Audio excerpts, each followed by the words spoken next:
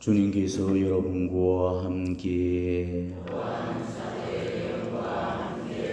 성 마르코가 전한 거룩한 복음입니다.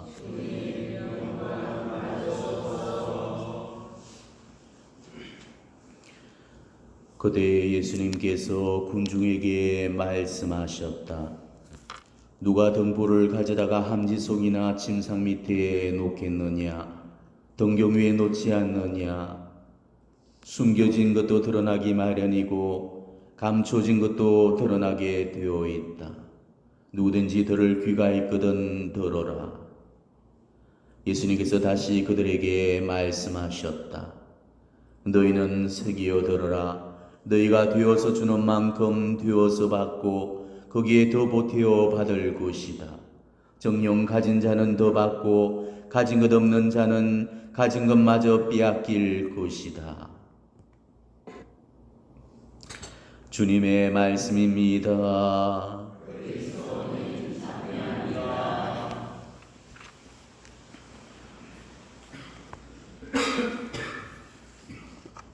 누가 등불을 가져다가 함지송이나 침상 밑에 놓겠느냐? 등경 위에 놓지 않느냐? 오늘 우리 주님께서는 우리에게 세상의 등불이 되라고 요청하십니다. 등불이라는 것은 지금은 거의 사용되지 않는 그런 추억의 물건들이 되어버린 지 오래죠. 아마 여기 계신 분들이야 호롱불이나 촛불, 등불을 모를 일이야 없겠지만은 요즘 LED 조명에만 길든 아이들한테는 따로 설명이 필요한 그런 물건일 것입니다.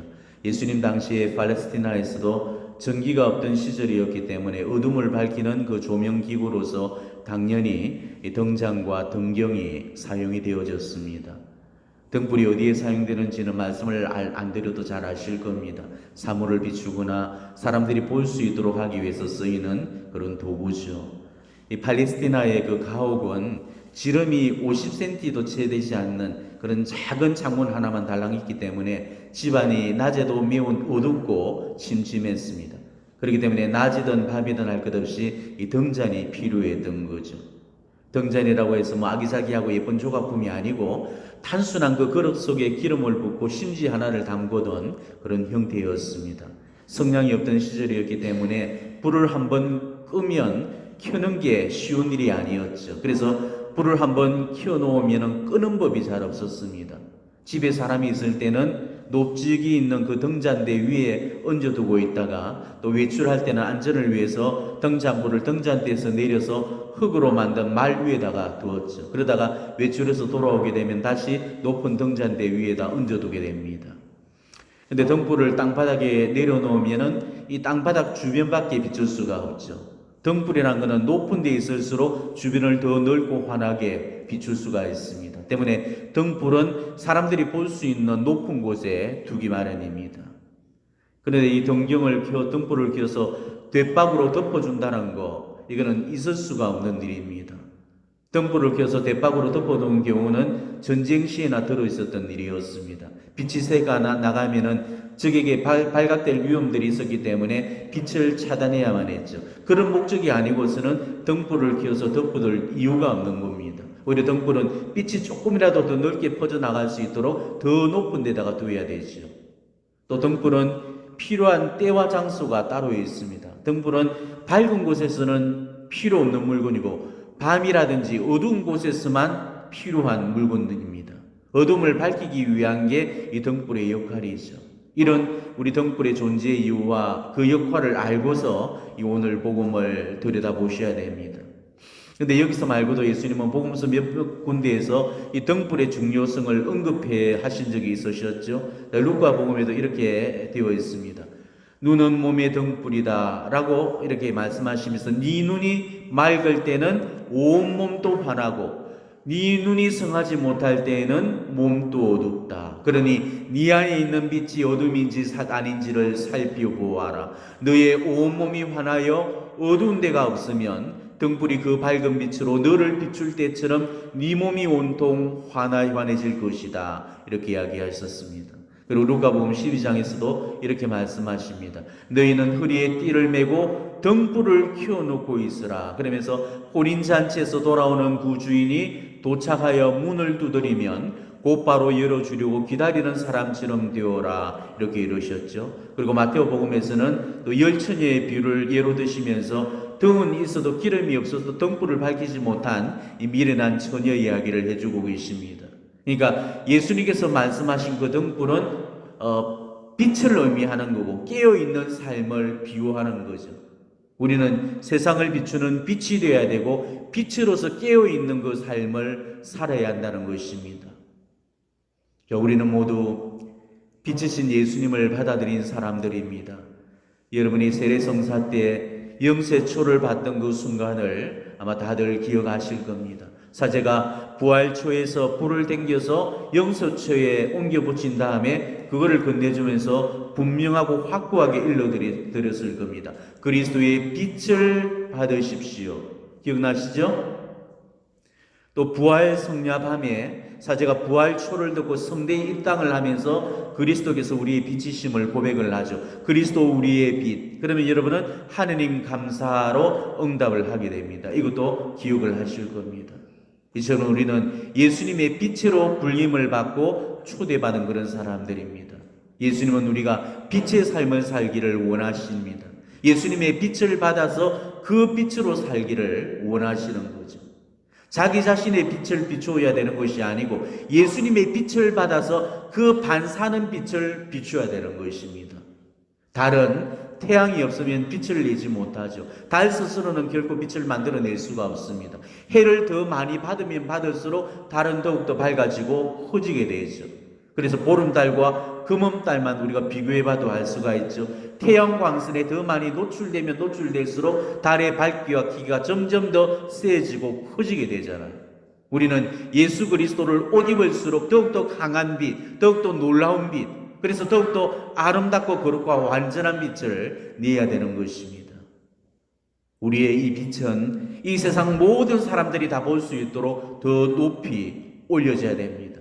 뒷박에 덮여져서도 안 되고 반드시 등경 위에 올려져야 되는 거죠. 그래야만 우리의 빛이 더 멀리 더 많이 비춰질 수가 있는 것입니다.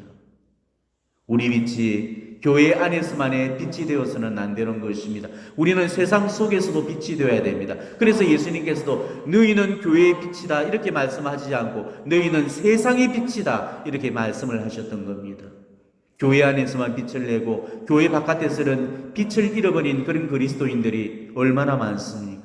우리의 빛은 교회 안에서보다도 교회 바깥에서 더 필요한 빛이죠. 세상은 지금 어둠 속에 묻혀 있고 우리의 빛을 간절히 필요로 하고 있기 때문입니다. 인터넷에 올라온 아주 충격적인 내용 한 가지가 있어서 소개를 드립니다.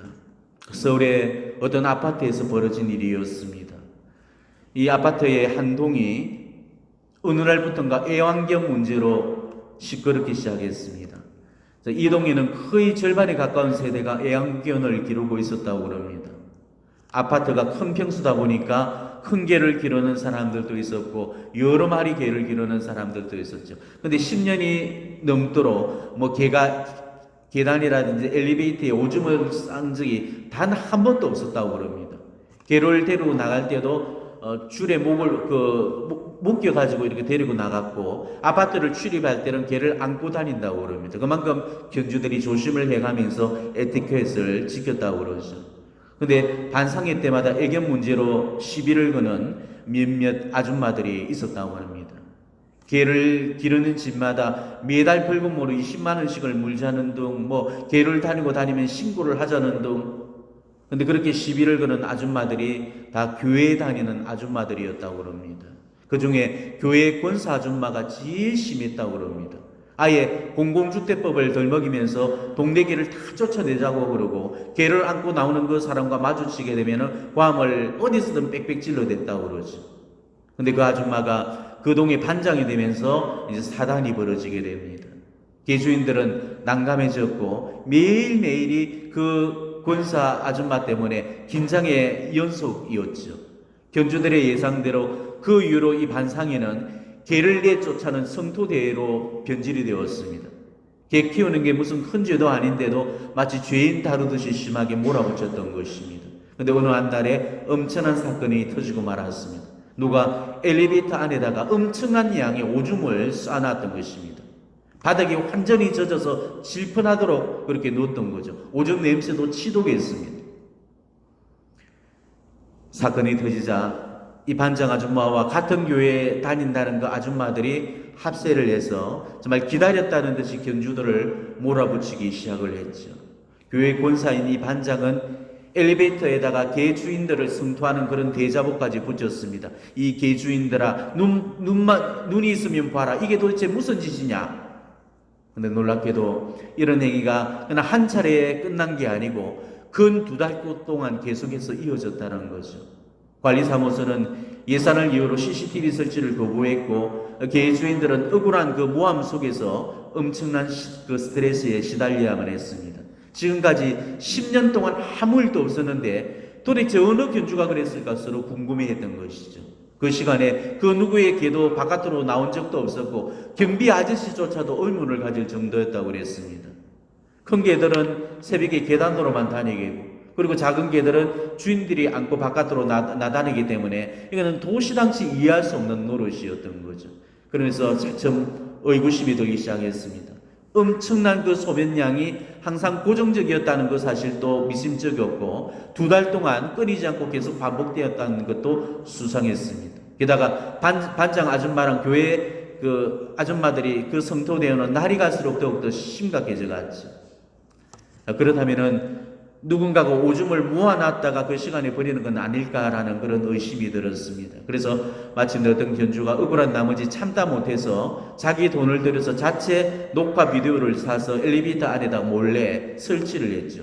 200시간 동안은 녹화가 되는 테이프였는데 일주일 후에 그 비디오에는 현행범이 그대로 찍히게 되었고 또 비디오에 찍힌 몇 장의 사진이 공개가 되었던 것입니다. 그런데 그 속에 찍힌 그 동영상은 그야말로 엄청난 충격 자체였습니다.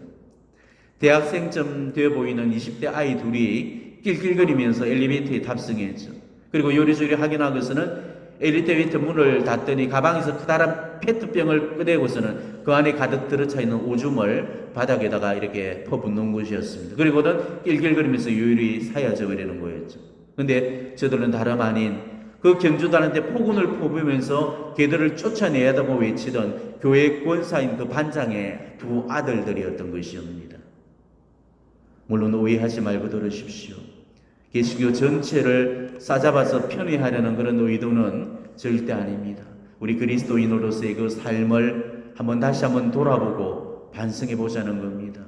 그 기사 밑으로는 수백 수천 개의 욕설들이 댓글로 달렸습니다. 아마 지금쯤은 수만 개의 댓글이 달렸을지도 모르겠습니다. 한 사람의 그리스도인이 저질렀던 이 잘못된 행동 하나가 우리 교회 전체를 욕먹이고 예수님까지 욕먹이는 결과를 불러왔던 것입니다. 그리스도인이란 것은 단지 그리스도를 믿는 사람이라는 그런 뜻만이 아닙니다. 그리스도처럼 사는 사람이라는 뜻입니다. 내가 정말 그리스도처럼 살지 못할 때 나만 욕을 먹는 것이 아니고 교회도 욕을 먹이게 되고 예수님까지 욕을 먹이게 된다는 거죠.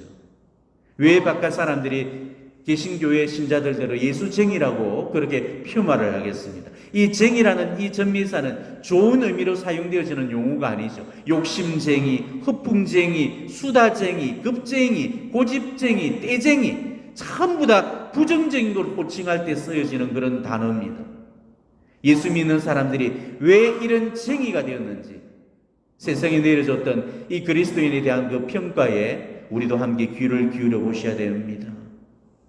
성당문 안에서만 거룩한 사람은 절대 거룩한 사람일 수가 없습니다. 그 거룩함을 바깥 생활로까지 이어가지 못하는 사람은 절대 거룩한 사람이 아닙니다.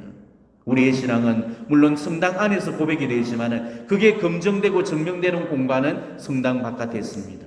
바깥에서 증거되지 못하는 신앙인이라면 그는 다 가짜들입니다. 본당의 신부님, 수녀님 그리고 형제 자매들을 대하던 그런 고분고분함이 이 바깥에 나가서 하다못해서 상점에서 물건을 파는 그런 점원한테도 이어져야 된다는 것이죠. 내가 부리는 내 부하 직원들한테도 그래야 되는 거고 누구를 만나더라도 어떤 사람한테도 예의 없이 친절하게 다가서야 된다는 것입니다.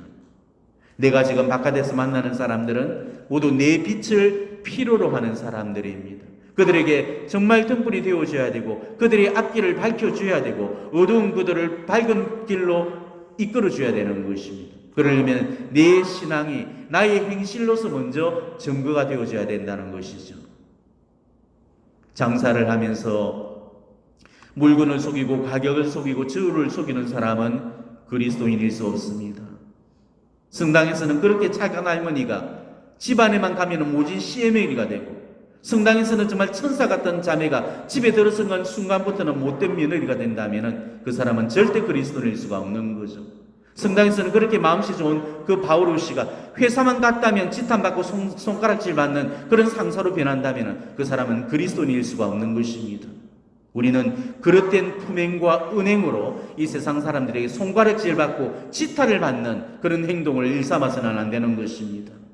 바오로 사도께서는 우리에게 그리스도의 향기를 내라고 하셨죠. 구원받을 사람들에게나 멸망할 사람들에게나 우리는 하나님께 피어오르는 그리스도의 향기를 내십시오. 분명히 고린도후서에서 밝히셨습니다. 그러니까 우리한테서는 예수님 냄새가 흘러나와야 됩니다. 이게 그리스도의 향기입니다. 세상 사람들이 나한테서 이 냄새를 맡지 못한다면 우리는 그리스도의 진정한 빛이 되어질 수가 없다는 것입니다. 향나무를 찍으면 도끼날에도 향냄새가 배어 묻어나지만은 옷나무를 찍게 되면은 도끼날은 물론이러니와 사람한테도 옷을 옮겨놓게 되는 것입니다. 바로 우리 모습에서 예수님 냄새가 나기보다는 세상 사람들보다 더 심한 그런 악취를 풍긴다면은 그들은 우리를 보면서 호웃음을 치고 실망감을 느끼고 오히려 내가 그들을 예수님께로부터 더 멀어지게 만드는 그런 역할을 하게 될 것입니다. 몇 년 전 한국갤럽연구소 조사소에서 조사한 바로는 오늘날 교회 숫자가 가방 숫자보다도 훨씬 더 많다고 그렇게 발표를 했습니다. 자, 그런데도 불구하고 이 세상은 변한 게 없습니다. 사랑과 희생과 나눔을 부르짖는 그런 교회들이 하루에도 수백 개 수천 개씩 늘고 있는데도 왜 세상은 변하기는커녕 더 각박해지고 더 비참해지고 있겠습니까? 그는 바로 우리 그리스도인들이 이 세상의 빛의 역할을 못 해내고 있다는 그런 증거가 될 것입니다. 언젠가 고층 빌딩에 올라서 그 밤의 야경을 내려다보게 되었습니다. 공에 찌들려 가려진 그 밤하늘의 별들 아래로는 그보다 더 많이 정말 그 숫자를 헤아릴 수 없을 만큼 많은 교회의 빨간 십자가들을 발견할 수 있었습니다. 우리가 정말 세상의 빛과 소금의 역할을 못 해내고 그래서 하느님의 나라가 지금 이 땅에서 승리하고 있다는 확신을 드러내주지 못한다면 나날이 늘어만 가는 저 교회의 빨간 십자가들은 구원의 표지로서가 아니고 한낱 공동묘지에 세워 올려지는 죽음의 십자가 그 이상의 의미는 되지 못할 것입니다. 바로 내 모습이 예수님을 구원의 십자가로 세상 앞에 드러낼 수도 있지만 예수님을 혐오스러운 죽음의 십자가로 세상 앞에 세워놓을 수도 있다는 사실을 우리는 잊지 마셔야 되겠습니다. 성당 안에서의 믿음이 바깥 생활에까지 이어가지 못한다면 나는 가짜요 거짓 그리스도인으로 살아갈 수밖에 없을 겁니다. 내가 사용하는 말, 내가 사용하게 되는 그 단어 하나하나에도 그리스도인으로서의 그 품위가 느껴져야 되고 그 품격이 흐트러져서는 안 되는 것입니다. 우리가 어느 곳을 가든지 어디에 있든지 뭘 하든지 간에 내가 그리스도인이라는 사실을 한날 한시도 잊어서는 안 될 것입니다. 설령 나 혼자 있더라도 나는 여전히 한 사람의 그리스도인으로서 한치의 흐트림 없이 그렇게 사라져야 되겠습니다. 오늘 복음에 비추어서 자신의 믿음을 잘 점검해 보시기 바랍니다. 과연 나는 제대로 된 신앙인으로 살고 있는지, 내 가정에서부터 예수님 냄새를 풍기고 있고 내 이웃들 안에서 예수님 냄새를 풍기고 있고 우리 공동체 안에서 예수님 냄새를 풍기고 있는지, 정말 믿는 사람들한테서 받는 내 평가와 믿지 않는 사람들한테서 받는 내 평가를 조용히 대비해 보면서 자신의 삶과 신앙을 놓고 진중하게 반성해 보시기를 바랍니다. 아멘.